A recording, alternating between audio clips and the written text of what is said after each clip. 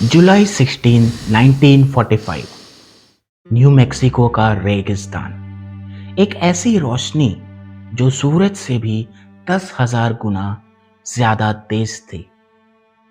जब जे Robert Oppenheimer ने उस फायरवॉल को देखा, उनके दिमाग में कोई इंग्लिश सेंटेंस नहीं बल्कि एक पुरानी संस्कृत लाइन गूंजी थी। उन्होंने कहा, now I become death, the destroyer of the worlds. लोग सोचते हैं ये सिर्फ एक पोएटिक लाइन थी, पर सच ये है कि ओपेनहाइमर भगवत गीता के एक्सपर्ट थे। उन्हें पता था कि उन्होंने एक ऐसा अस्त्र जगाया है जो वक्त को पीछे नहीं मोड़ सकता। वो बन चुके थे इस नए युग के अर्जुन। रॉबर्ट कोई आम बच्चा नहीं था।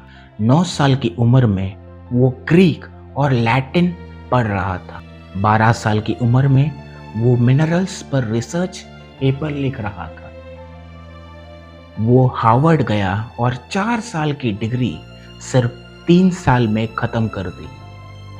पर उसके अंदर एक डार्कनेस थी।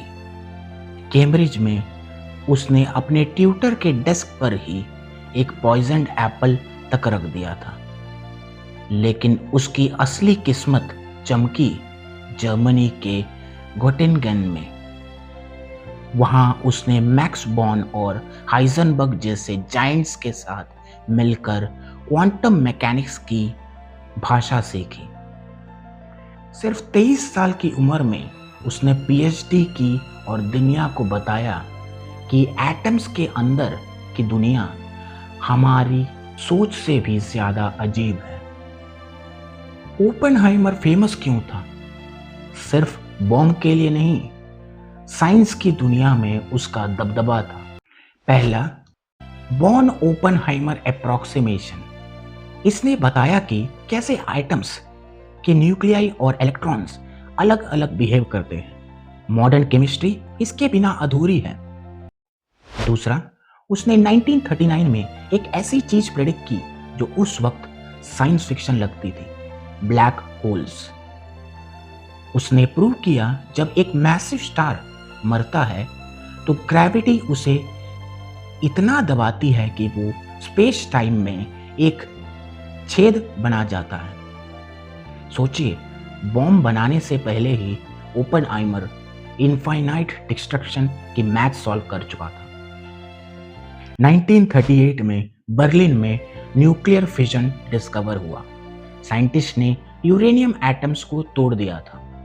ओपेनहाइमर को एक बात क्रिस्टल क्लियर थी, अगर हिटलर ने ये टेक्नोलॉजी पहले बना ली तो दुनिया का मैप हमेशा के लिए बदल जाएगा। ये कोई शक नहीं था, ये सर्वाइवल की रेस थी। उसने लॉस एलमोस में एक सीक्रेट सिटी बनाई।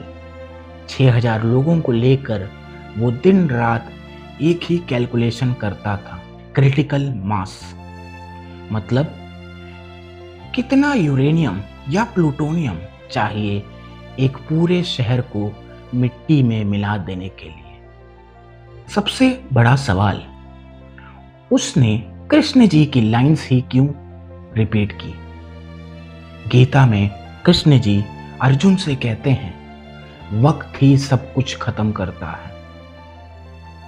ओपेनहाइमर ने खुद को अर्जुन की जगह देखा। उसे लगा कि फिजिक्स के लॉस ने ये बॉम्ब बनाना पहले से ही डिसाइड कर दिया था। वो तो सिर्फ एक इंस्ट्रूमेंट था। जब बॉम्ब फटा तो उसे एहसास हुआ कि उसने भगवान का काम किया है, लेकिन वो काम क्रिएशन का नहीं, डिस्ट्रक्शन का था। आज दुनिया न्यूक्लियर वेपन से क्यों डरती है? सिर्फ धमाके से नहीं। न्यूक्लियर बॉम्ब का सबसे खतरनाक हिस्सा है आयनाइजिंग रेडिएशन। ये इनविजिबल मौत है जो आपके डीएनए को अंदर से पिघला देती है। एक बार ये ट्रिगर हो गया तो न्यूक्लियर विंटर आएगा।